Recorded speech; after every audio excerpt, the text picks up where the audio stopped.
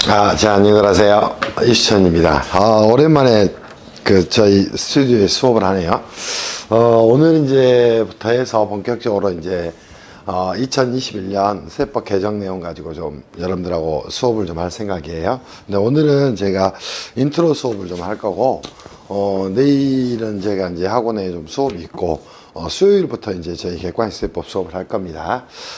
공인회계사 세무사 시험 대비해서 전체적으로 이제 계산편과 이론편 수업을 진행을 할 거예요. 한 권의 교재로 만들었고, 교재는 한 40페이지 정도 되는데, 뭐 모자란 부분이 있을 수도 있어요. 또 혹시 이제 시행령 규정이 반영이 안 된 게 있을 수도 있지만, 여러분들 이제 기출문제 한 10여 년치 가지고 공인회계 세무사 객관식세법 수업을 좀 시작을 할 거예요. 거기에 앞서서 이제 2021년도 2021 개정세법에 대한 수업을 매년 이제 저희가 해드렸었어요. 그래서 유튜브를 통해서 이 수업들은 좀 진행을 좀 하겠습니다. 기본적으로 이제 대상은 실무는 아닙니다. 왜 실무가 아니냐면 실무 부분은 대상이 될 수가 없어요. 왜냐하면 이제 2021년도 세법 개정 내용은 2022년부터 실무에서는 적용이 됩니다. 근데 이제 문제가 되는 건 수험생들은 이쪽에 이제 곧바로 대상이 됩니다. 이때 이제 수험생들의 범위는 공인회계사 시험, 또 세무사 시험, 또 이제 공무원 시험 공부하는 친구들을 위해서 저희가 이제 개정세법을 특강을 좀 간단하게 해드릴 거예요. 올해 이제 개정세법이 이제 영향을 미치는 바는 예전보다는 좀 크지 않습니다. 근데 가장 크게 이제 세법 개정된 부분은 가장 큰 부분이에요. 주목할 만한 부분은 어디냐면 국세징수법이 이제 대대적으로 개편이 됐습니다. 오케이. 그러다 보니까 이 국세징수법 내용은 국세기본법에 이제 영향을 굉장히 많이 미칠 수밖에 없어요. 그래서 이 국세징수법의 개정 내용이 굉장히 많고, 또 편제 자체도 이제 바뀌게 됩니다. 그래서 이 부분이 이제 국세기본법에 영향을 미치게 될 것이고, 그런 부분이 이제 가장 큰 제도 중에 하나다, 이렇게 생각을 하시면 돼요. 그리고 이제 또 하나가 있다면, 신탁제도에 대한 제가 이제 회계학원에 있을 때부터 이야기를 했던 거예요. 신탁이라는 법리는 굉장히 조세법 영역뿐만 아니라 우리 사법 영역에서 굉장히 중요합니다. 사회가 이제 다변화되고 경제 발전이 이루어지게 됨에 따라서 이제 고도의 전문화가 일어나게 됩니다. 그럼 어떠한 자산을 본인이 직접 관리하고 처분하는 것보다는 신탁회사를 통해서 처분하고 관리하는 게 훨씬 더 좋을 수가 있어요. 그래서 이 신탁제도가 굉장히 많은 부분에서 개정이 됐습니다. 그래서 법인세법이든 부가세법이든 부가세법이든 또 법인세법이든 또 소득세법이든 또 이제 심지어 상속증여세법에도 영향을 미치게 됐어요. 그래서 이 네 개의 법에 상속세 및 증여세법까지 영향을 미치게 됐다. 이렇게 생각을 하면서 공부를 하셔야 돼요. 대표적으로 이제 상속증여세법에 이제 유언신탁이라든가 또는 대용신탁 이런 것들이 상속의 범위에 포함이 돼서 과세 예상이 됐다. 이제 그 부분을 이제 여러분들이 초점을 두고 정리하셔야 될 것이야. 그리고 이제 부가세법의 신탁제도는 굉장히 많은 개편이 있게 됩니다. 그래서 원래는 공급 시기는 수탁자가 공급한 대로 보고, 위탁매매나 대리인에 의한 매매예요. 그 경우는 수탁자 또는 대리인이 판매한 때 또는 공급한 때를 공급 시기로 보고, 납세의무자는 위탁자가 됐었는데 그걸 이제 전면적으로 개정을 하게 됩니다. 근데 이거는 불행하게도 다행이죠. 2021년 1월 1일 이후에 시행이 되는 부분이 있습니다. 그리고 이제 부가세법에서 이제 개정된 내용은 간이과세도가 이제 전면적으로 개편이 좀 됐어요. 그런 부분들을 여러분들하고 정비를 좀 해드릴 거예요. 그래서 국세기본법부터 정리를 해서 국세징수법도 부가세법, 법인세법, 소득세법도 상속세 및 증여세법 이쪽 부분을 여러분들한테 간단히 좀 정리를 해드릴 거예요. 이 개정세법의 내용은 이제 공인회계사 시험, 또 세무사 시험, 또 공무원 시험 이쪽에 이제 수험생들을 대상으로 한 수업입니다. 그래서 실무는 제가 이제 3일 인포마인에서 하는 법인세 조정과 신고 실무 이쪽에 이제 강의가 3일 인포마인 가면 올라와 있을 거니까 아직은 안 했는데 1월 달에 예정이 돼 있어요. 그리고 이제 개정세법 수업도 아마 2월 안에는 아마 하지 않을까 싶어요. 그 부분은 이제 제가 3일 인포마인에 수업을 하니까 그쪽 부분을 실무하시는 분들은 참고를 좀 하시면 좋지 않을까 이런 생각이 들어요. 자, 특히나 이제 공인회계사 시험과 세무사 시험은 좀 차이가 안 돼. 세무사 시험과 공무원 시험은 출제 경향이 거의 비슷해요. 그래서 여러분들이 시험 공부할 때 세무사나 공무원은 한 방에 공부하셔도 전혀 문제가 없습니다. 그래서 그 정도만 말씀을 드리고 공무원도 이제 2022년부터는 필수가 됩니다. 그래서 현재 수업은 2022년부터 세법 과목이 이제 필수가 됩니다. 그래서 여러분들이 그걸 대비하는 측면에서도 공부를 좀 해놓으시면 좋겠다 이런 생각이 좀 들어요. 제가 이제 개정세법 특강 자료는 저희 이수천닷컴 홈페이지를 통해서 여러분들한테 무료로 좀 제공을 해드릴 거고요. 자료는 이수천닷컴에서 다운받으시기를 바랍니다. 그치? 다운받으시고요. 또 이제 강의는 여러분들 어디에서 유튜브죠. 유튜브에 유튜브일 거예요. 이수천닷컴 사이트에서 여러분들이 들으시면 되지 않을까 싶습니다.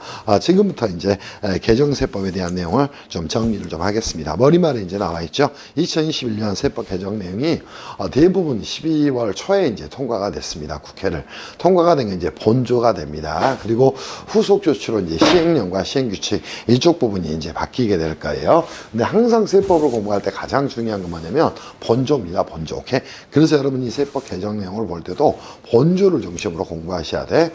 기껏 이제 공인회계사, 세무사 또 공무원 시험을 공부하는데 내가 세법의 전문가가 됐다 이렇게 생각하시면 안 됩니다. 그 뒤로 이제 굉장히 많은 공부를 해야 되기 때문에 여러분들은 뭐다 최소한 공인회계사나 세무사 또는 공무원으로서 업무를 할 수 있는 최소한의 학문적 소양을 묻는데 시험에 초점이 있다. 그래서 이 수업 들으면서 잘 좀 정리하시길 바래요. 올해 세법 개정 내용 중 가장 많이 바뀐 부분은 이미 설명을 드렸듯이 국세징수법 부분하고 또 뭐가 있냐면 신탁제도가 이렇게 개정이 된 내용이 가장 크다 이렇게 말씀을 좀 드려요. 그리고 이제 시험에 나올 수 있는 부분을 중심으로 간단하게 정리를 해드릴 테니까요. 조금이나마 도움이 됐으면 좋겠다 그런 말을 제가 이제 주의에 좀 해놨네요. 처음부터 이제 지금부터 가서 국세기본법 개정 내용부터 한번 출발을 좀 하겠습니다. 저희는 1장 이렇게 정리를 했어요. 국세기본법에서는 이제 개정된 내용이 혹시 어떤 걸까 이렇게 좀 생각을 하셔야 돼. 그때 이제 가장 많이 개정된 건 혹시 이러한 영향이 큽니다. 국세징수법이 이제 개정되다 보니까 국세징수법에서 이러한 용어들이 개정됩니다. 양도납부권자의 물적납세무라든가 또는 2차 납세무에서 국세 이제 법정기일 문제가 생겨날 수 있을 거예요. 그런 것들이 이제 혹시 납부통지서라는 개념하고 또는 뭐가 있어? 혹시 납세고지서라는 개념이 용어상 통합이 됩니다. 그래서 납세고지서하고 납부통지서라는 개념이 하나로 통합이 돼서 이제는 자 이렇게 정리하게 됩니다. 납부고지서다 이렇게 용어 정의가 되게 돼요. 그래서 앞으로 이 용어를 여러분이 좀 정리를 좀 해놓고 하시면 좋을 것 같아요. 그리고 나서 지금까지 굉장히 오랫동안 이제 있던 용어입니다. 체납처분이라는 용어예요. 이 체납처분이라는 용어가 뭐로 바뀌냐면 역시 체납처분이라는 용어가 강제징수라는 개념으로 바뀌게 됩니다. 그래서 체납처분이죠. 체납처분이라는 용어가 같이 강제징수로 바뀌게 되는 게 굉장히 큰 내용이 됩니다. 강제징수라는 용어로 가야 됩니다. 그러면 국세 및 체납처분 이 말이 국세 및 강제징수 이렇게 변하게 됐다. 개정되겠다. 이 부분들을 좀 정리를 좀 해놓으시면 좋을 것 같고요. 또 하나 이제 여러분들 역시 국세기본법에 존재하던 제도입니다. 국세기본법에 납세담보에 대한 제도가 존재합니다. 또는 납부기한에 대한 제도가 존재합니다. 즉 납부기한 연장에 대한 제도가 어디로 이관되냐면 국세징수법으로 이관이 됩니다. 그래서 국세징수법으로 전체적으로 이관이 되게 됩니다. 그래서 이 부분들이 이제 국세기본법에서는 신고기한 연장을 중심으로만 정리가 되는 거예요. 그래서 신고납부기한 연장은 그대로 남아있는데 순수하게 이제 사업자가 경제적 능력이 어려워져서 납부기한을 연장할 수 있는 사유라든가 이런 것들이 전부 국세징수법으로 이관이 됐다. 이렇게 좀 정리를 하시면 돼요. 또 또 하나 이제 중요한 내용 중에 하나는 납세 담보에 대한 내용일 거예요. 이 납세 담보에 대한 내용도 국세 징수법으로 또 이관이 됩니다. 그래서 이런 부분들이 역시 커다란 개정 내용이 된다 이렇게 생각하셔야 돼요. 그래서 국세기본법과 국세징수법은 서로 친구입니다. 그래서 얘네들을 세법에서 총칙법이다 이렇게 이야기를 하게 돼요. 서로가 상호 연관관계를 굉장히 많이 갖기 때문에 이 부분들을 좀 정리를 해 놓으시면 되지 않을까 싶어요. 여러분 시험에 이제 나올 내용들은 제가 별표를 좀 쳐놨어요. 그래서 별표 2개 있는 것들을 중심으로 여러분들이 먼저 정리를 좀 해 놓으시면 어떨까 싶다 이런 생각이 좀 듭니다. 이 자료는 아마 3페이지에 아마 나와 있을 겁니다. 그래서 여러분들이 먼저 보시면 8번하고 9번 이런 내용들을 여러분들 정리를 좀 하시면 되지 않겠어요? 또 하나 이제 여기 있다면 국세 기본법에 있는 제도입니다. 고액 상습 체납자의 상습 체납자의 명단 공개가 체납자의 명단 공개에 대한 내용이요. 어디로 넘어가게 되냐면 다시 국세 징수법으로 이관이 되게 됩니다. 그래서 이 부분들을 여러분이 좀 정리를 해 놓으시면 될 것 같고 공인회계사 시험 보는 친구들은 납부기한 연장이라든가 납세담보라든가 고액 상습 체납자의 명단 공개라든가 이런 것들은 이제 공인회계사 시험은 안 나오겠구나. 왜? 공인회계사 시험은 국세 징수법 시험 범위가 아니죠. 대신 이렇게 이제 이관이 되다 보니까 세무사 시험에서 출제되거나 또는 어디에서 공무원 시험의 경우에는 이쪽이 굉장히 중요한 내용이 돼서 출제가 될 거예요. 그래서 세무사 시험과 공무원 시험에서 이쪽에 좀 주목을 하면서 역시 세무사 시험과 공무원 시험에서 이쪽에 주목을 하면서 공부를 좀 하시면 좋지 않을까 이런 생각이 좀 들어요. 지금부터 이제 여러분들하고 처음부터 가서 좀 정리를 좀 하겠습니다. 자, 첫 번째 이제 정리할 내용이 나와 있네요. 이 내용은 뭐 할만한 내용 중에 하나입니다. 자, 수탁자의 종합부동산세 물정납세무 관련 법정 기일 및 불복 청구할 수 있는 이해관계인이 추가됐다는가. 이거는 이제 국세 불복과 관련된 내용입니다. 수탁자가 뭘 지는 경우에 역시 자 이미 설명을 드렸어요. 물적 납세 의무를 지는 경우에 국세 이제 법정 기일 문제가 굉장히 중요한 내용이 되죠. 국세 법정 기일은 뭐가 돼? 조세 채권의 즉 국세 채권의 존재 여부를 확인할 수 있는 공시는 날을 말한다 이렇게 정리하셔야 되겠죠. 과거에는 뭐가 됐어? 납부 통지서 발송일이 됐던 거야. 근데 이 납부 고지서라는 용어로 변형이 되면서 뭐가 됐다? 납부 고지서 발송일이 뭐가 된다? 국세 법정 기일이 됐다. 이렇게 정리를 하나를 해 놓으시기를 바랍니다. 그와 동시에 이제 뭐가 있어요? 자, 우리가 국세 불복을 청구할 수 있는 국세 불복에 청구인이 존재를 하게 될 겁니다. 그럼 뭐예요? 위법 부당한 처분으로 권리 또는 이익이 침해된 자가 될 거야. 그러면 위법 또는 부당한 처분으로 인해서 잘못으로 인해서 처분으로 인해서 권리 또는 이익을 침해받은 자가 이익을 침해된 자가 뭐가 됩니까? 국세 불복 청구인이 되는데 그 자뿐만 아니라 그 이해관계인도 뭐 할 수 있다는 것이야. 국세 불복을 청구할 수 있다는 겁니다. 여기에는 이제 누가 들어가게 돼요? 납세 보증이라든가 2차 납세 의무자라든가 또 물적 납세 의무자가 들어가게 되는 것이야. 여기에 이 물적 납세물을 부담하는 자도 뭐 이 이해관계에는 포함이 되는 것이야. 그래서 보증인이라든가 또 2차 납세 의무자라든가 제2차 납세 의무자라든가 물적 납세 의무자 등이 여기에 포함이 되는 것이다. 이런 부분들을 여러분이 정리를 좀 해 놓으시면 될 거예요. 그래서 시험 문제 이 부분은 굉장히 많이 나오죠. 그 부분을 꼭 좀 정리를 좀 해 놓으시기를 바랍니다. 그래서 1번은 별표가 2개가 들어가 있을 것이야. 이렇게 정리를 좀 해 놓기를 바랍니다. 그리고 나서 두 번째 뭐가 있나요? 제2차 납세무에 대한 내용이 나옵니다. 그 중에 2차 납세무 중에 여러분 시험에 가장 많이 나오고 2차 납세무부터 먼저 대내어 봅시다. 2차 납세무가 본래 납세무자가 납세무를 이행하지 못한 경우에 세법에서 정해진 국세기본법에서 정해진 2차 납세무자가 본래의 납세무자를 가름해서 보충적 납세무를 부담하는 건 뭐다? 2차 납세무다. 이렇게 이야기를 하게 됩니다. 2차 납세 의무자에는 청산인 등의 2차 납세 의무, 또 출자자 2차 납세무, 법인의 2차 납세무, 사업량수인 2차 납세무, 그게 존재한다는 것이야. 그런데 여기에서 뭐가 있다는가? 출자자 2차 납세무를 지게 될 때 출자자가 제2차 납세무를 부담하게 될 때 역시 문제가 되는 건 뭐라는가?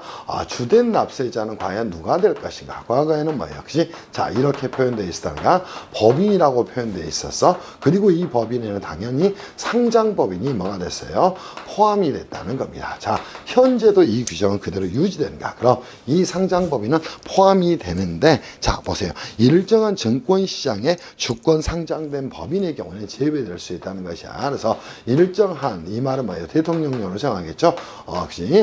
주권시장에, 증권시장에 상장된 법인은 증권시장에, 뭐한 법인은 시장에, 상장된 법인은 제외를 하겠다. 이렇게 표현을 하고 있어요. 그래서 시험 문제 나온다면 모든 상장 법인이 주된 납세자로서 국세 및 강제징수비를 납부하지 않은 경우에 이 출자자는 2차 납세물을 지게 된다. 그 말은 틀린 말이 되는 것이야. 이 부분 때문에 그렇게 되는 겁니다. 그래서 이 부분도 시험에 여러분들 2차 납세물을 물어보면서 얼마인지 물어볼 수 있는 내용이 되는 거예요. 이렇게 정비를 좀 해 놓으시기를 바랍니다. 그리고 나서 이제 3번 내용은 특별하게 중요한 내용은 아니에요. 경정 등의 청구에 지연 처리 시 진행 사항 등의 통지 의무 신설에 대한 내용이 나뉘네요. 경정 청구에 대해서 결정은 언제까지 해야 돼? 2개월 이내 결정을 해야 되는데 또 통지 의무를 지게 되는데 여기에 대한 내용이죠. 3번입니다. 경정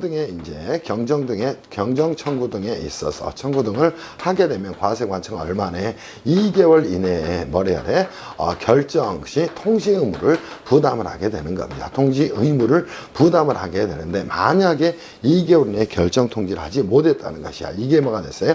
지연이 됐을 때는 지연 사실에 대해서 뭐 해주라? 통지를 해주라. 이 정도 내용이 되니까 3번은 그닥 중요한 내용은 아니네요. 자, 그리고 4번에 납부지연가산세 면제 사유를 추가를 했는데, 자, 한번 보세요. 전자의견을 공급하는 간편사업자의 부가세 무신고, 과소신고, 납부지연가산세 면제 조항을 삭제를 했다. 오케이. 이 규정은 어디에 관계된 내용이냐면 부가세법에 전자의견을 공급하는 국외사업자에 대한 특례입니다. 국외사업자의 경우는 뭘 해야 돼? 국세정보통신망에 접속을 해서 스스로 간편사업자 등록을 해야 됩니다. 근데 이 간편사업자 등록을 하게 될 때 무신고를 하고 과소신고를 했다는 것이야. 그때도 페널티가 없었어. 그러니까 국내 사업자보다 분영평이 문제가 됐다는 것이야. 그래서 4번에서는 여러분이 1번을 좀 체크를 좀 해 놓으실 필요가 있어요. 조세 공평주의를, 공평주의를, 과세 공평을 실현하기 위해서, 전자재경을 공급하는 국외사업자가 간편사업자 등록을 한 경우에 무신고를 하거나 과소신고를 하게 되면 가산세를 부과하겠구나. 이렇게 좀 정리를 해 놓으시기를 바랍니다. 무슨 말씀인지 이해할 수 있겠지. 자, 2번 부분은 정리 한번 해보시죠. 상속세 및 증여세를 법정 신고기한 내 신고 납부한 이후 일정한 방법에 따라 상속재산 또는 증여재산을 평가해서 해당 과세표준과 세액을 결정을 했다는 거예요. 자, 어떤 케이스냐면 기준시가로 신고를 한 거예요. 근데 과세관청이 그죠? 자, 보충적 평가가액인 감정평가가액 등을 가지고 평가를 하게 되면서 뭐가 됐던가? 오케이? 증액이 됐던 거야. 이때 납부지연가산세는 면제하겠다. 이 내용 정도 뭐 간단하게 정리해 놓으면 될 것 같아요. 그래서 4번에 1번, 2번은 여러분들한테 실무적으로는 굉장히 중요한 내용인데 수험적으로는 그닥 중요한 내용이 아니지 않을까 싶어요. 그리고 5번인데 6번으로 가 있네. 그냥 그렇게 좀 정리합시다. 공익법인의 세부담 생각을 완화하기 위해서 공익법인 사후관리 이익 여부 신고 불이행 가산세에 대해 5천만 원의 한도를 적용한다. 자, 우리가 이제 가산세 한도 규정이죠. 자, 중소기업의 경우는 5천만 원, 일반 기업의 경우는 1억 원을 한도를 하게 되는데 그 한도를 공익법인에 대해서도 적용을 시키겠다. 이 정도 정리를 하시면 될 것 같아요. 그리고 나서 7번 부분은 국세 환급 가산금에서 이제 여러분 시험에 나올 수 있네요.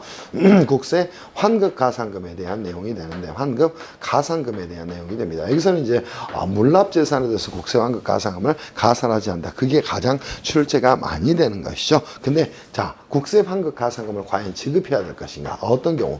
고충 민원 처리에 의한 경우에 민원 처리에 의한 경우는 국세 환급 가산금을 뭐하지 않는다. 지급하지 않는다는 겁니다. 이 말은 가산하지 않는다는 말로 표현을 좀 해보시면 충분히 정리되지 않을까 싶어요. 오히려 이제 중요한 부분은 뭐다? 8번하고 9번이 너무너무 중요한 내용이 됩니다. 그래서 여러분 시험에서는 8번하고 9번을 가지고 문제를 출제할 수밖에 없으니까 이 8번, 9번 부분을 정리를 좀 하세요. 다시 한번 국세징수법의 체납처분이라는 용어는 어디로 넘어갔다? 체납처분이라는 용어는 이제는 강제징수라는 용어로 변형이 됐다. 이렇게 정리 정리를 좀 해놓기를 바랍니다. 그리고 나서 국세기본법과 국세징수법과 상호 조문이관이 있게 됩니다. 첫 번째 납부기한 연장 관련 규정을 국세징수법으로 이관을 시키게 됩니다. 두 번째 납세 담보의 규정도 국세징수법으로 이관이 됐어요. 그래서 국세기본법에서 삭제라는 조문이 아마 뜰 거예요. 그리고 3번 국세징수법상 양도담보 관련 물적 납세무 확장 규정을 국세기본법으로 이관을 했습니다. 왜냐하면 양도담보자의 물적 납세무는 국세기본법에서 규정을 하고 있잖아요. 그래서 그렇게 정리하시고요. 또 4번 신용카드 등 국세 납부 규정을 국세징수법으로 이관하게 됩니다. 또 하나 고액상습 체납자의 명단 공개에 관한 국세기본법의 규정을 징수법으로 이관하게 됩니다. 그래서 고액상습 체납자에 대해서 명단 공개와 감치 제도를 가지고 아마 출제를 할 가능성이 굉장히 많아요. 그래서 여러분들이 정리할 내용은 보세요. 자, 1번씩 또 2번씩 또 8번 또 9번 중심으로 여러분이 정리하시면 국세기본법은 크게 문제가 되지 않을 것으로 보여요. 실제로 출제에 영향을 미치는 내용은 특히나 이제 강제징수, 체납처분은 강제징수, 체납처분은 강제징수 이렇게 개정이 됐다. 이렇게 좀 생각을 해 놓으시면 되지 않을까 싶습니다. 무슨 말씀인지 이해할 수 있겠지. 충분히 정리됐을 거로 생각합니다. 세법에서 가장 중요한 법을 꼽으라 그러면 당연히 국세기본법과 국세징수법이에요. 공인회계사 시험 공부하는 친구들은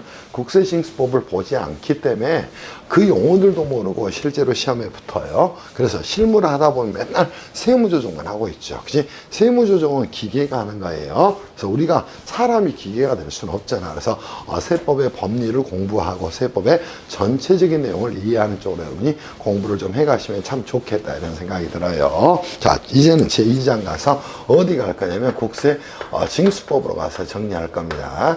자, 이 국세징수법은 역시 가장 많이 개정이 일어났습니다. 그래서 대대적 개정이 역시 개정이 일어났다. 엄청난 양의 개정이 일어나게 됩니다. 그래서 이 부분에 대해서 여러분들이 잘 좀 정리하시면 좋겠다 이런 생각이 들어요. 이 국세징수법의 개정 내용은 곧 국세기본법에 영향을 미치게 됩니다. 그래서 다시 한번 대대적 개정이 일어났고 이거는 어디에도 이 국세기본법에도 상당한 영향을 미치게 됐다. 이렇게 기본법에도 큰 영향을 미치게 됐다. 이렇게 여러분들이 공부를 좀 해놓으시면 참 좋지 않을까 싶어요. 강사들처럼 혹시 여러분들 개정세법이라 그래서 몇백 페이지씩 책을 보는 건 되게 어리석은 거예요. 그런 공부는 하지 않으시기를 바랍니다. 그럼 선생님 국세징수법의 개정 내용은 도대체 어떤 게 있습니까? 첫 번째 역시 국세징수법이 개정이 되다 보니까 편제를 아예 다 바꾸게 됩니다. 그래서 편제를 뭐 했다?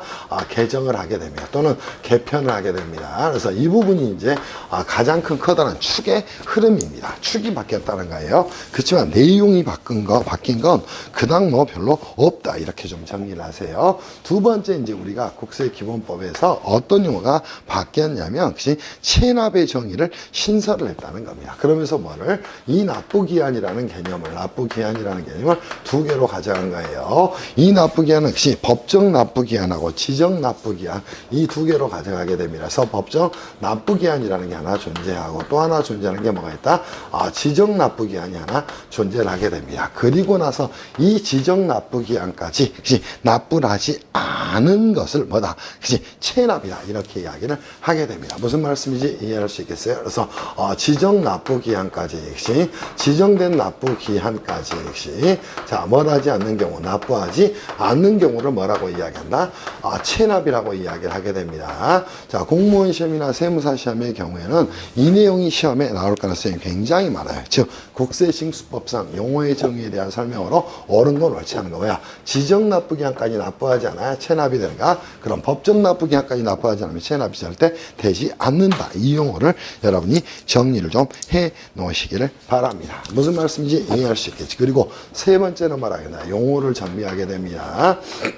용어를 정비를 하게 되면서 가장 중요한 용어입니다. 자, 이미 설명을 드렸듯이 납세 고지하고 납세 고지라는 용어하고 또 혹시 납부 통지라는 용어가 존재를 했는데 이거를 이렇게 바꿉니다. 뭐다? 납부 고지라고 바꾸게 됩니다. 그럼 납세 고지서는 뭐 납부 고지서, 납부 통지서도 뭐 납부 고지서로 바뀌게 되는 것이야. 이 용어를 여러분이 꼭 이제부터는 쓰시기를 바랍니다. 그래서 우리가 국세법정기일에서도 이 2차 납세무자고 양도담보권자의 법정기일에 대해서 과거에는 납세고에서 발송일이 아니라 납부통에서 발송이 돼서 이제는 뭐다 납부고에서 발송일이 되기 때문에 이 용어 하나 잡아놓으시기를 바랍니다. 두 번째 이제 여러분이 정리할 내용은 체납처분이라는 용어가 바뀌었다는 거예요.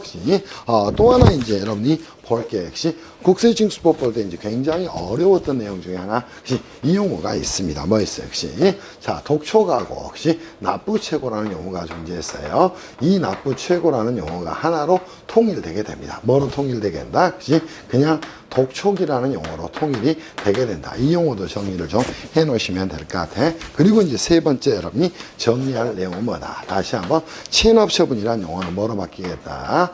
체납처분이라는 용어는 강제징수라는 용어로 변형이 되게 됩니다. 이렇게 정리를 좀 해놓으세요. 자, 이렇게 용어가 바뀌게 됐다. 그래서 앞으로 납세고지, 납부 통지는 납부고지로 바뀌었구나. 오케이? 또 독촉 또는 납부최고는 뭐로 바뀌었구나? 독촉으로 바뀌었구나. 오케이? 체납처분으로 뭐로 바뀌었구나? 강제징수로 바뀌었구나. 이렇게 이해하면서 여러분이 정리를 좀 해 놓으시기를 바랍니다. 그리고 이제 우리가 재미있는 내용 중에 하나가 징수회라는 제도가 국세징수법에서 존재를 하게 됩니다. 근데 자 보세요. 고지된 국세에 국세에 징수유예라는 거 제가 이제 공무원 시험 공부시키면서도 이거는 맨날 한 용어예요. 이거는 국세기본법의 납부기한 연장하고 거의 똑같은 겁니다. 이거를 납부기한 연장과 자 뭘 하게 됩니까? 통합을 하게 됩니다. 그래서 자 이미 설명을 드렸듯이 원래 이 납부기한 연장에 대한 내용은 국세기본법에 있던 내용이야. 고지된 국세징수에 대한 내용 국세징수법에 있던 내용이야. 이거를 전부 국세징수법에서 이론화해서 처리하는 것으로 개정이 됐다. 이론화해서 뭐 하는 것으로 처리하는 것으로 개정이 됐다. 이 정도 여러분이 정리해 놓으시면 되지 않을까 싶습니다. 그래서 우리가 이제 봐야 될 내용 중에 대부분은 국세징수법의 내용들이 굉장히 많이 바뀐 거예요. 그리고 나서 다섯 번째도 시험에 나올 만한 내용입니다. 자, 보세요. 자, 우리가 국세징수법의 절차를 가져가다 보면 이 내용들을 여러분이 알고 하셔야 됩니다. 자, 보세요.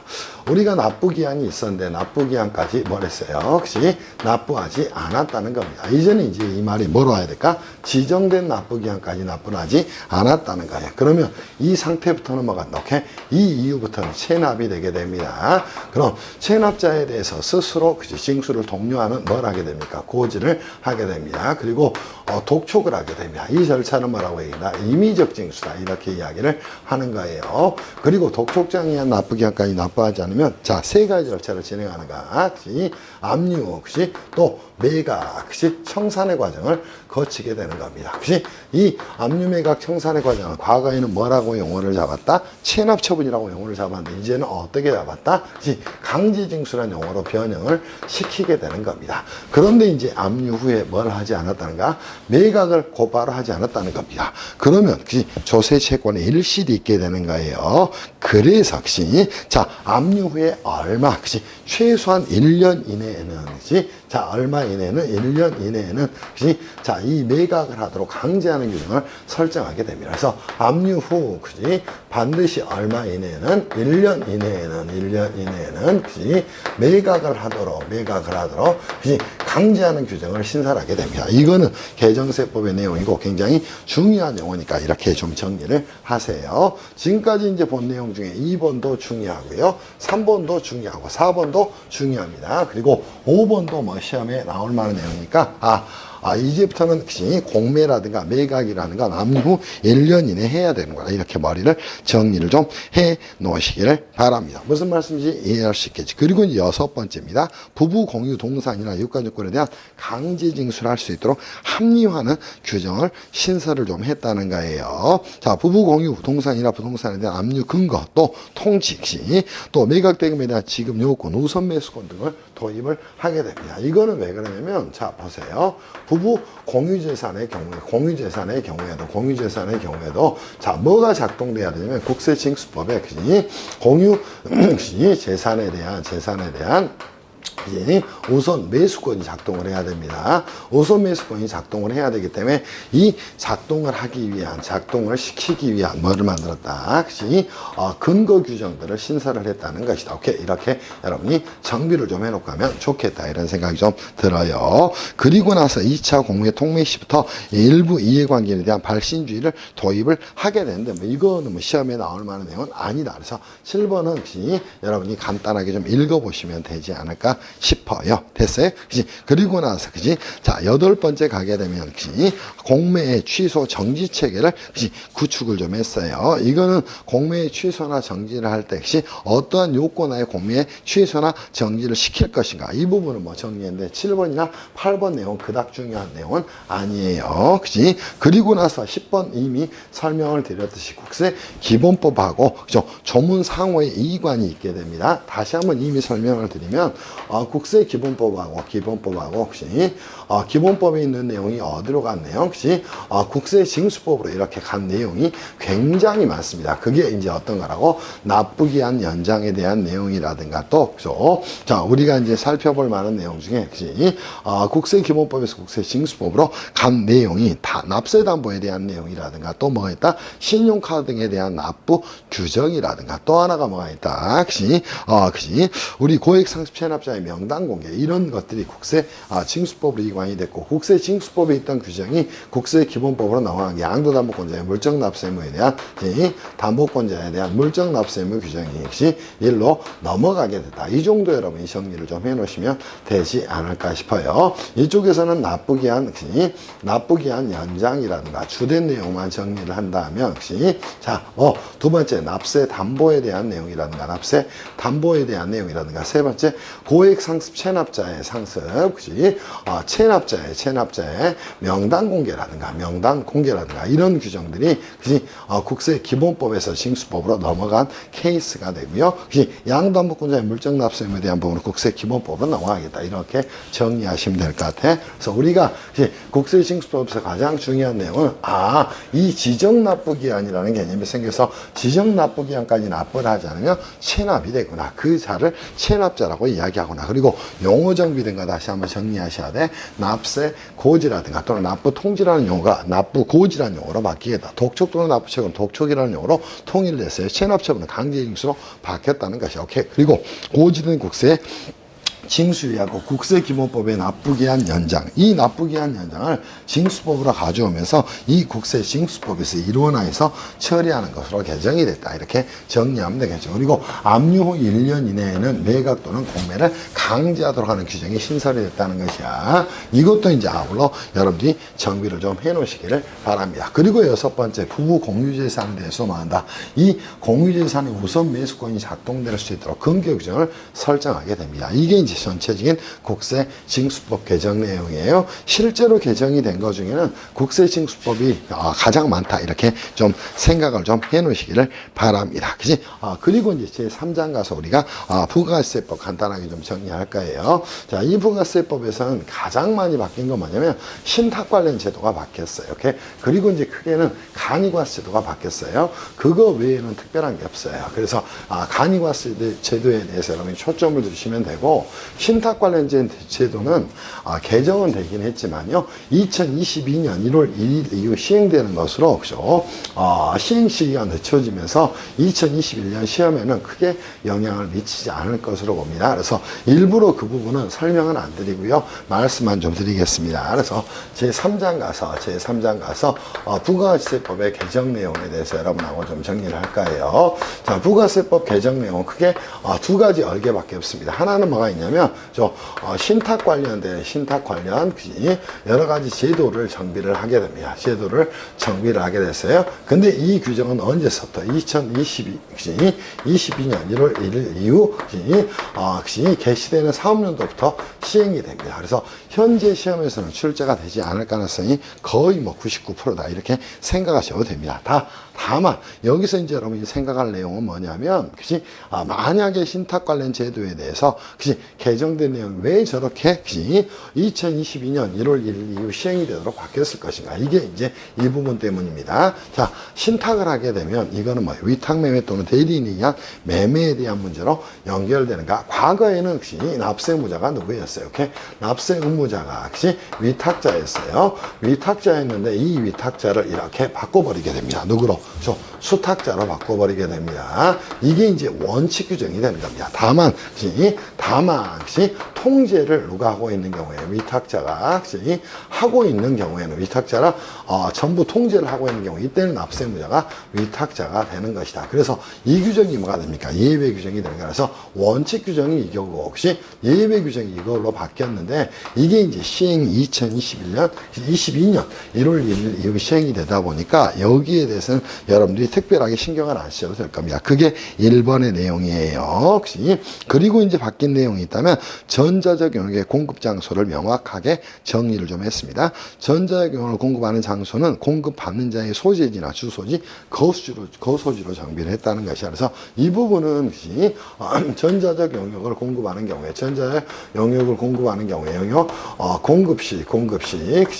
공급시 자 어디를 자 납세지를 어디로 정리를 할 것인가, 즉 공급 장소를 어디로 정할 것인가, 이 부분이 이제 문제가 됐는데 한마디로 뭐예요? 공급받는 자의 역시 자 뭐가 된다? 주소지 등이 되는 것으로 이거를 좀 명확하게 했어요. 오히려 이제 여러분 시험에서는 부가세법에서는 간이과세도가 초점이 될 거예요. 그래서 간이과세 제도가 엄청나게 좀 바뀌었습니다.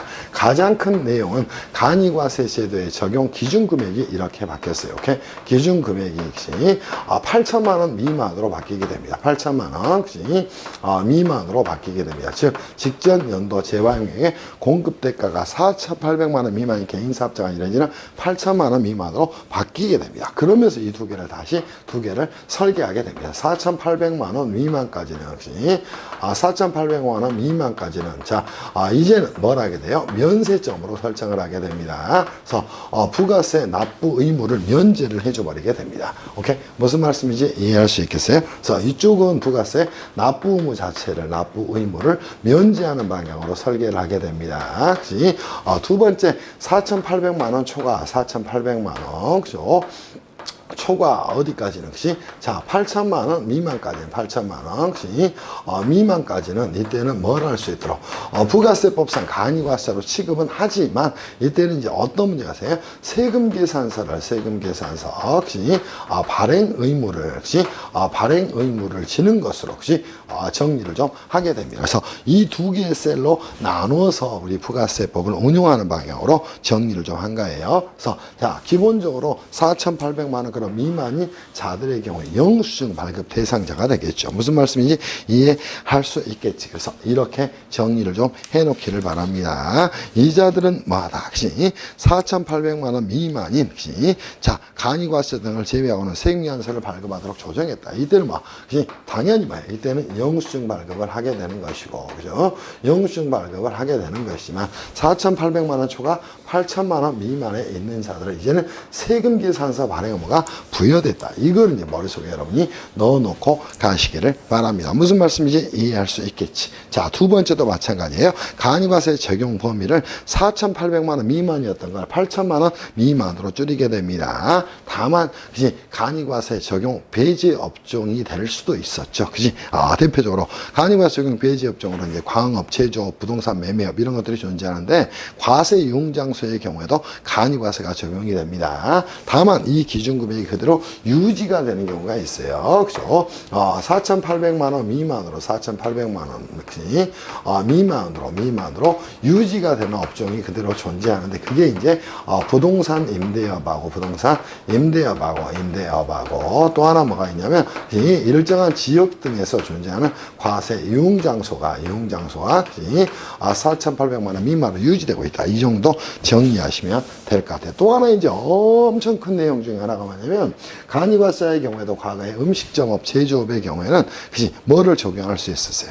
의제 매입세액 공제를 적용할 수 있어서 근데 의제 매입세액 공제 제도가 매입세액 그치 자 어떤 제도가 공제 제도가 공제 제도가 그치 뭐가 됐어요? 폐지가 됐다는 거예요. 이 부분도 여러분이 꼭 정비를 하고 가셔야 돼요. 그래서 이거는 정확히 말하면 2021년 7월 1일 이후부터 실행이 됩니다. 무슨 말씀인지 이해할 수 있겠어요? 자, 이거 정리하셔야 돼. 또 하나 4,800만 원 초과 8천만 원 미만의 경우에 세액미안서 발행 의무가 있기 때문에 당연히 매출차별 세액미안서 합계표 제출 의무도 생겨나는 것이다. 그게 4번에 있는 내용이 되는 것이야. 무슨 말씀인지 이해할 수 있겠지. 자, 이 내용들을 좀 정리를 하셔야 됩니다. 그래서 자, 이 부분에 대해서는 세액미안서 발행 의무가 붙었기 때문에 자연스럽게 여러분이 안고 오셔야 돼. 자, 얘네들의 경우에 세액미안서 발행 의무가 있다. 그러니까 뭐 또 붙게 된다. 매출처별 표별, 그지? 세금계산서, 합계표, 세금계산서, 그지?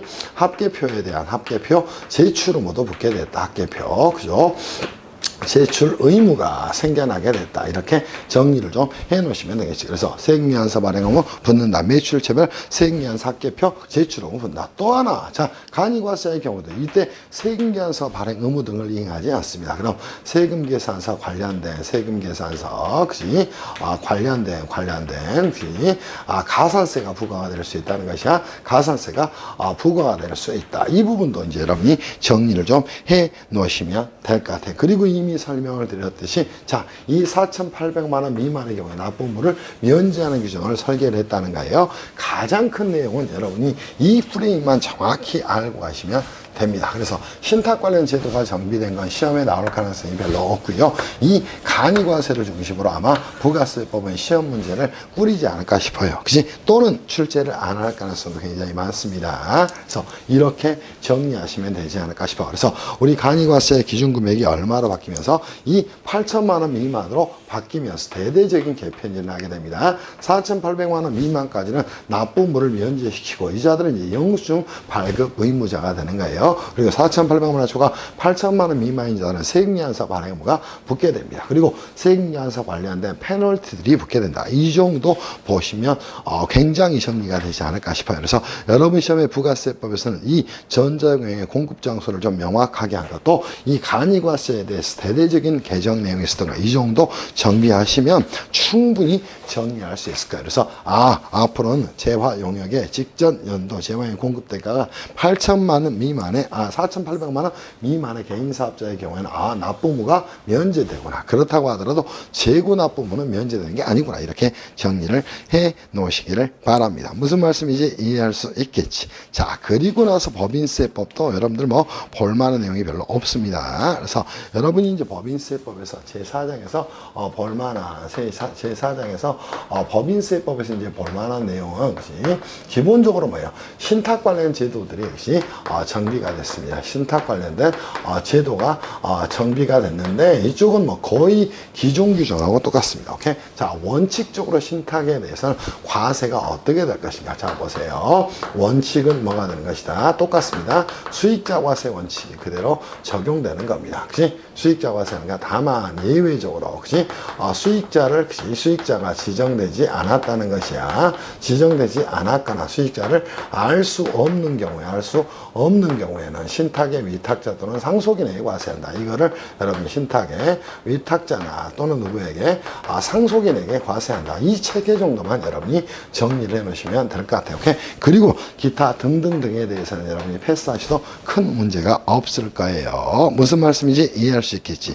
이거는 그치? 자, 우리가 어디에 대한 신탁의 모습들이 굉장히 다양화되다 보니까 과세하는 방식들도 그에 따라서 다양화가 되겠다. 그게 2, 3, 4번에 대한 내용이 된다. 그래서 1번 정도만 여러분이 신탁소득에 대한 과세 체계 정도만 정리를 하시면 될 것 같아. 그리고 더 중요한 내용은 뭐가 있다. 이거는 소득세법과 법인세법 똑같습니다. 이월결손금 혹시 자, 공제 기한을 연장을 하게 됩니다. 자, 현재는 얼마였나요? 10년이었어요. 이거를 10년에서 이제는 얼마로? 15년으로 연장을 하겠다. 이렇게 정리를 좀 해놓으면 되겠죠. 그래서 각사문도 개시일 전 15년 이내에 발생한 2월 2월 결손금은 과세표준 계산상 공제되니까 원칙적으로 각사무소득금액의 60% 범위 내에서 공제를 하지만 중소기업과 회생인가 기업의 경우 100% 공제한다. 이렇게 정리해 놓으시면 되겠죠. 그리고 나서 세 번째는 뭐예요?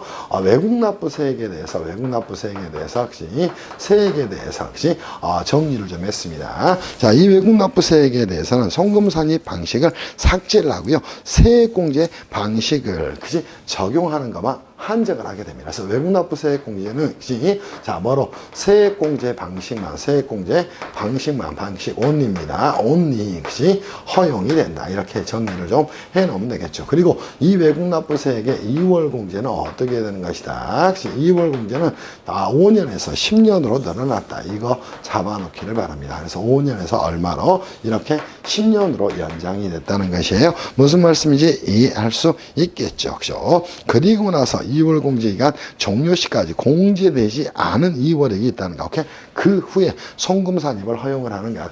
즉 10년간 2월 공제되지 못한다면 10년씩 2월 공제되지 못했다면 2월 공제가 되지 못했다면 그때서는 뭐 하겠다? 송금산입을 할 수 있도록 그죠? 길을 열어놓게 됩니다. 여러분 시험은 이 두 개만 나올 거예요. 그래서 외국납부세액은 이제 세액공제 방식만 적용이 되고 혹시 2월 공제 기간도 5년에서 10년으로 늘어났구나. 이 정도 정리를 좀 해놓으시기를 바랍니다. 그리고 이제 4번에서 혹시 기부금에 대한 조문 체계를 정비하고요. 기부금 송금산입 한도의 계산 방식을 계산했는데 기부금에 대한 뭐예요? 송금산입 한도에 있어서 산입 한도의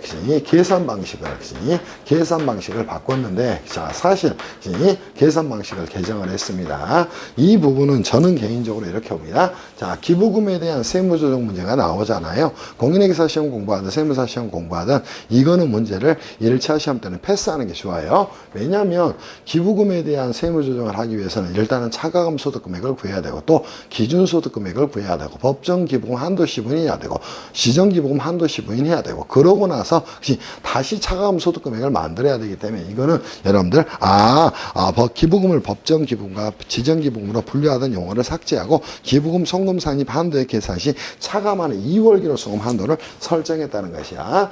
차감하는 저도 이거 반영을 못했는데 2월 결손금 한도는 어떻게 되냐면 한도는 각사무소득금액이 60% 범위 내에서 하는 것으로 개정이 됐다. 이 정도 여러분들 정리하시면 될 것 같아요. 그리고 합병 분할 시 기부금 한도 초과액의 송금산입 한도를 신설을 했다는 것이야. 이 정도 보시면 되지 않을까 싶어요. 그래서 자, 우리가 이제 정리할 부분은 자, 1, 또 2, 더 중요하죠. 3, 또 4, 이 정도 정비하시면 되지 않을까 싶어요. 그리고 나서 이제 다섯 번째 뭐였다? 합병 분할 시 기부금 한도 초과액의 송금산입 한도를 신설했구나. 이 정도 정리하시면 되고 6번 중간연합 의무 면제 대상을 추가했습니다. 초, 중, 고등학교를 경영하는 학교법인의 납세를 제고하기 위해서 초중등법에 따른 사립학교를 경영하는 학교법인도 중간연합 의무자에서 제외를 했어요. 그래서 자, 오히려 5번보다는 6번이 시험에 나올 가능성이 많아요. 오히려 중간연합은 굉장히 중간연합 의무자의 범위를 확대를 해서 초, 중등 학교법인도 중등 학교법인도 추가를 했다. 학교법인도 중간연합 의무자의 범위를 축소했죠. 범위를 확대한 거, 축소한 거지.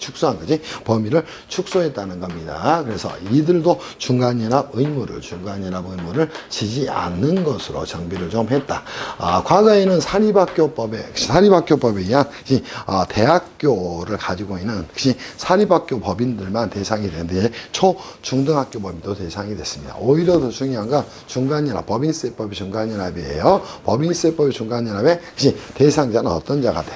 사업연도가 6개월을 초과하는 법인이 되는 겁니다. 그때 제외되는 자로서 이 자들을 추가했다. 이 정도 정비하시면 되지 않을까 싶어요.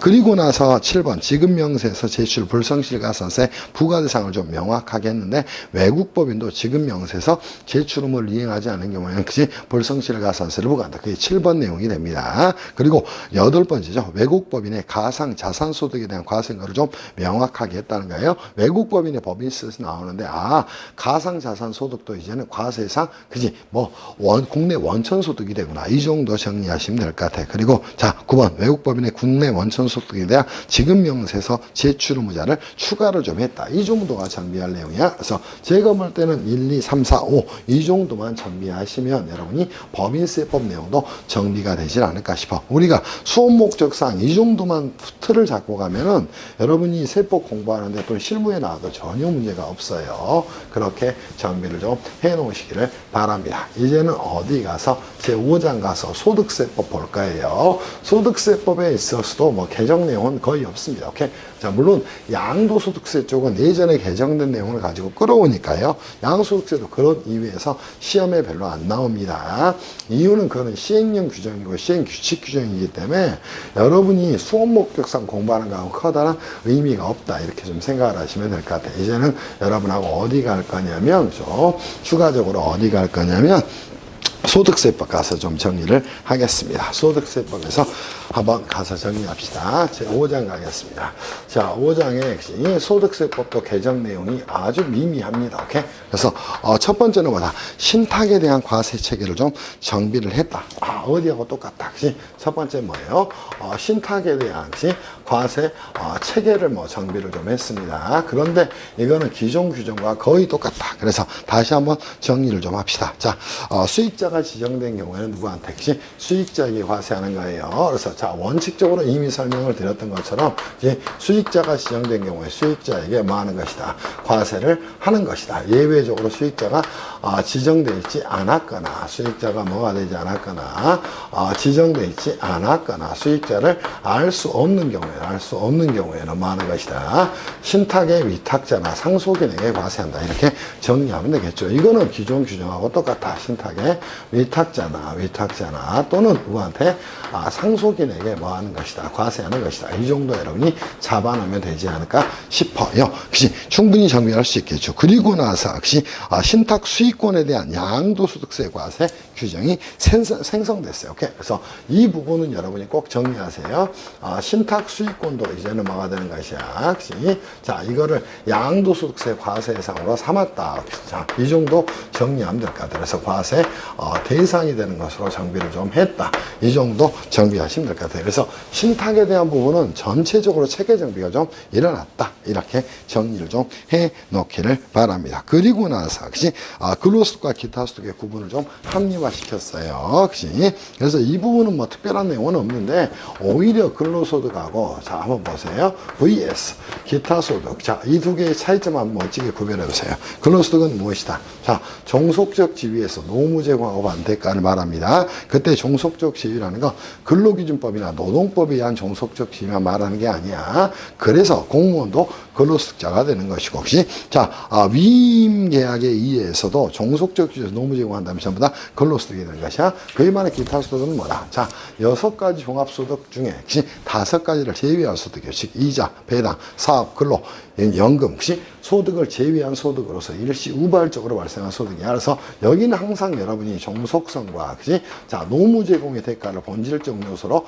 꼭 잡고 공부를 하셔야 됩니다. 그리고 자, 기타 소득은 뭐야? 다른 소득으로 분류되지 않는 겁니다. 다른 종합소득으로 분류되지 않는다는 것이야. 분류되지 않는 소득으로서, 그치? 자, 일시 우발적으로 발생한 소득을, 그치?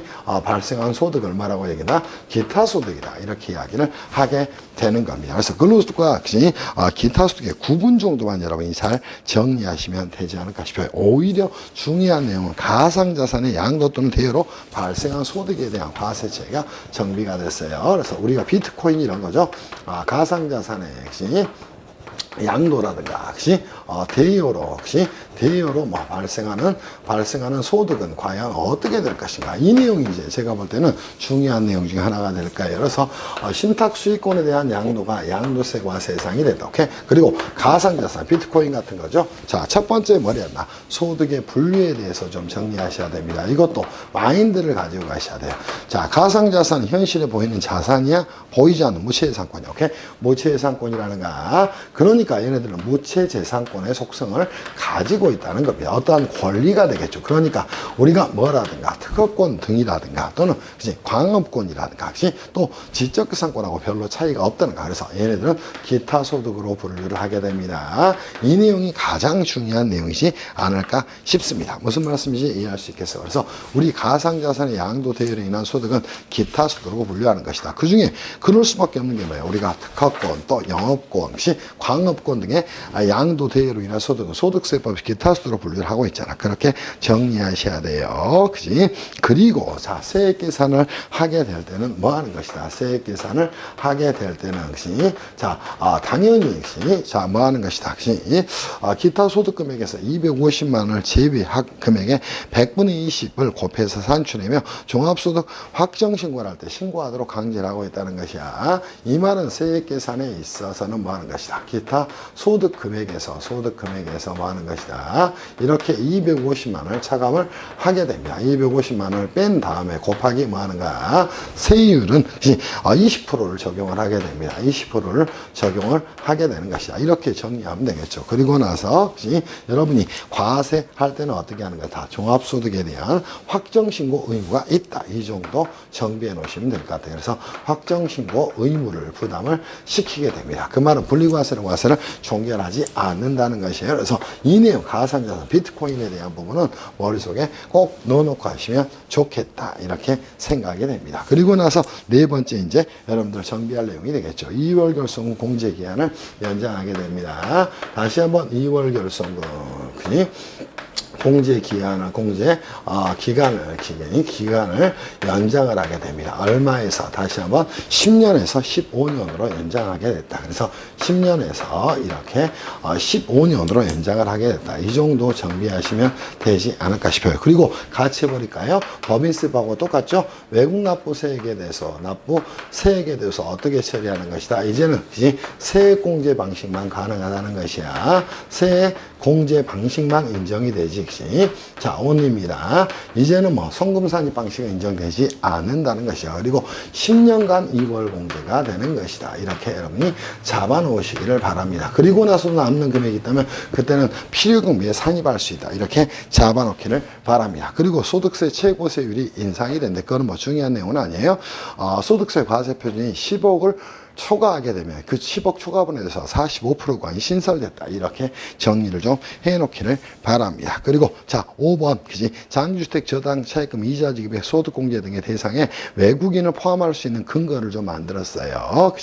그 부분은 특별한 게 없고 5번, 6번 최고세율 10억 초과 과세 표준에 대해서 45% 세율을 적용하는 것으로 작동을 시켰어요. 그럼 45%인가 49.5%인가 거의 49.5%야 지방소득세가 있기 때문에 그렇게 정비를 좀 해놓기를 바랍니다. 이거는 법인세법과 똑같은 내용이야. 그래서 소득세법도 2월 결손 공제기간을 15년을 연장시키고 외국 납부세액에 대해서는 송금산입 방법을 허용하지 않고 세액공제 방식을 적용을 하구나. 이렇게 정리를 해놓기를 바랍니다. 그리고 이제 특이한 점은 7번째죠. 금융투자 소득을 신설을 좀 했다. 그래서 이 7번째 금융투자 소득을 신설한 부분에 대해서는 저희는 7번째로 할게요. 이 금융투자 소득을 신설을 해서 과세를 하기 위한 근거를 만들었다. 이 정도만 여러분이 생각하시면 돼요. 그래서 선생님 생각에는 시험에 나올 만한 게 신탁 수익권의 양도라는 거 양도소득세 과세 예상이 되는 것이고 특히나 가상자산에 대해 시험에 나올 가능성이 굉장히 많습니다. 그리고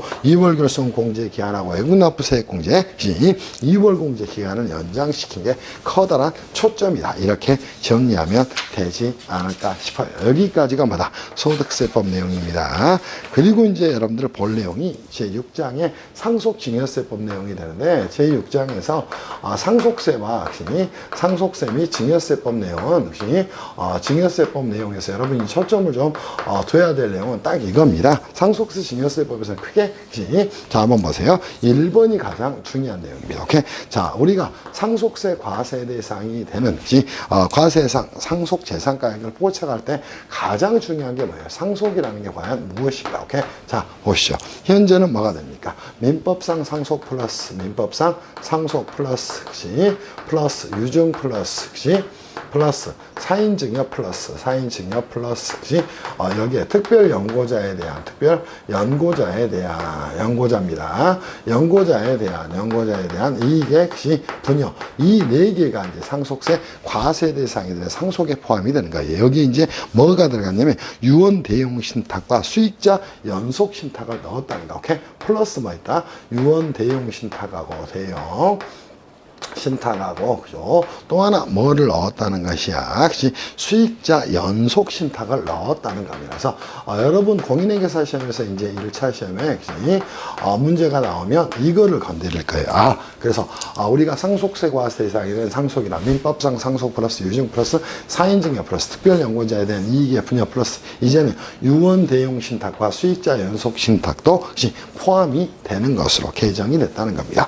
여기에 초점을 두고 정리하셔야 될 것이야. 그 외에 시험에 나올 만한 내용이 없습니다. 오케이? 자, 그리고 이제 또 하나 낸다면 2번이 아주 중요한 내용입니다. 자, 뭐냐면 초과 배당에 대한 증여 이익에 대한 과세 체계를 개선했어요. 그래서 이 부분은 여러분이 꼭 정리하셔야 돼. 초과 배당에 대한 증여 이익에 대해서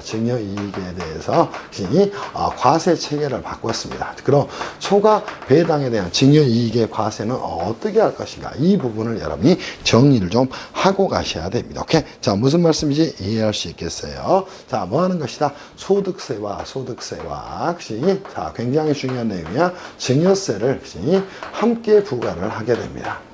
함께 부과라는 거예요. 그럼 먼저 뭐가 부과될 수밖에 없어? 증여세가 먼저 부과될 수밖에 없어요. 왜? 증여한 날에 속하는 달의 말을 비해서 3개월 이내에 신고 납부해야 되니까. 소득세는 다음 년도 5월 달에 신고 납부하니까. 그리고 나서 자, 뭐 하는 것이다? 함께 부과를 하되 증여세가 먼저 부과될 가능성이 많지만 소득세가 먼저 부과된 경우에는 어떻게 처리할 것인가? 증여이익에서 뭐 하는 것이다? 증여이익에서 자, 뭐를 소득세를 부과 소득세, 자, 뭐한 걸 상당액을 차감하도록 하고 있다는 것이야. 이거는 뭐 때문이야? 이중과세 조정을 위한 제도다. 오케이? 이렇게 정리를 좀 해놓기를 바랍니다. 이중과세 조정을 위한 제도예요. 그래서 이 2번도 시험에 아주 나올 가능성이 있는 내용 중에 하나입니다. 그리고 나서 이제 세 번째부터 3 이하입니다. 3 이하는 전부 다 뭐냐면 공익법인에 대한 우리가 상속세 증여세법의 공익법에 대한 사후관리 규정들이 이제 여기에 작동됩니다. 이 공익법에 대한 사후관리는 공인회계사 시험이나, 자, 공무원 시험에는 출제가 되지 않습니다. 공무원 시험에서는 출제가 되지 않습니다. 한 번도 출제된 적이 없어요. 다만 세무사 2차 시험의 경우에는 2차 시험의 경우에는 5년에 한 번 정도, 그죠? 자, 5년에 1회 정도는 5년에 한 번 정도는 출제가 될 수 있습니다. 오케이? 그래서 이 정도 여러분이 정비하시면 개정세법에 대한 내용을 거의 정비할 수 있지 않을까 싶어요. 그래서 이제 제가 이런 부분들을 정리해드렸어요. 상속증여세법에서는 이 규정 다시 한번 검토하기를 바랍니다. 그리고 우리 소득세법에서 이 규정 다시 한번 검토하기를 바라요. 그리고 시험에 나올 가능성이 굉장히 많은 내용들은 제가 전부 다 별표를 그려놨어요. 오케이? 그래서 이렇게 정리를 해드렸기 때문에 역시 어느 정도, 그죠? 여러분들이 이번 수업을 통해서 좀 이해가 되지 않았을까 싶어요. 자, 당부드립니다. 자, 우리가 개정세법이라는 건 다시 한번, 저도 공인회계사 시험 공부할 때 그랬었지만 한번 보세요. 자, 세법이 개정이 됐다 또는 개정세법이다. 보세요. 우리가 개정세법을 공부하는 가장 개정세법을 가장 잘 숙지하는 최고의 방법은 무엇일까요? 최고의 방법은, 자, 뭐예요? 개정 전에 기존의 세법 규정을 완벽하게 이해하는 거예요. 그러면 이게 개정됐구나 그걸 쉽게 알 수 있어요. 근데 이거를 만약 그치, 하지 못했다면, 만약에 이거가 그치, 이해가 되지 않았다면 그치, 개정세법에 대한 내용도 개정세법도 당연히 이해할 수가 없습니다. 그래서 다시 한번 강조드리지만, 우리가 개정세법 하면서 학원 강사들이 뭐 이렇게 팜플렛 만들어서 그치, 강의한다고도 하고, 또 그죠, 여러분들한 자료를 몇백 페이지 이렇게 나눠줍니다. 그런 강의 들어봐야 아무 소용이 없어요.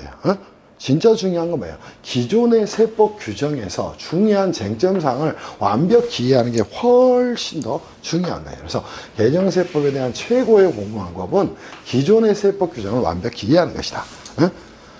그리고 개정세법에 대한 부분이 불안하면 저 이수천 세법 또는 이수천닷컴에 와서 이 자료 보면서 별표 친 것들만 정확히 보시면 돼요. 근데 별표 친 것들을 이해를 못해. 그러면 여러분은 뭐야? 기존 세법 규정을 이해하지 못한 거야. 오케이? 그래서 여러분들 세법 시험에 출제되는 건 이 개정세법은 출제에 대해서 한번 설명을 드릴게요. 출제가 되는 건 개정세법은 진짜 냉정하게 말하면 한 문제 미만이에요. 한 문제 미만이라고. 답이 되는 게 한 문제 정도밖에 안 돼요. 그래서 여기에 초점을 더 공부할 게 아니라 기존 규정을 가지고 이해를 하다 보면 개정세법을 수월하게 공부할 수가 있어. 그래서 제 말씀 들으시고요. 선험자고 먼저 선배로서 뭐 굉장히 대선배죠. 선배로서 드릴 말씀이니까 냉정하게 공부하셔야 돼. 그리고 쓸데없이 학원 강사를 믿으면서 쫓아다녀봐야 아무 소용이 없어. 공부는 구조를 잡고 용어를 알고 자신이 스스로 책임하는 과정입니다. 그래서 저희 수업도 마찬가지야. 역시 거기에 조금의 도움이 되는 수업을 하려고 노력을 하는 거지. 공부는 결국은 여러분이 하는 거야. 자, 이번 개정세법에 대한 특강은 역시 대상을 공무원 또 공인회계사 또 세무사 시험을 공부하는 친구들을 대상으로 했어요. 2021년에도 제가 하는 세법은 계속 될 거예요. 다만 좀 아쉬운 점은 있다면 세무사 2차생들을 대상으로 하는 세법학 수업을 제가 작년에 스탑을 좀 했었는데 때가 오지 않겠습니까? 그래서 그거는 기다리면서 정리를 좀 할 거예요. 자, 저희 수업 들어주시느라고 고생들 하셨고 자료는 저희 이수천닷컴 홈페이지를 통해서 다운받으시기 바랍니다. 감사합니다.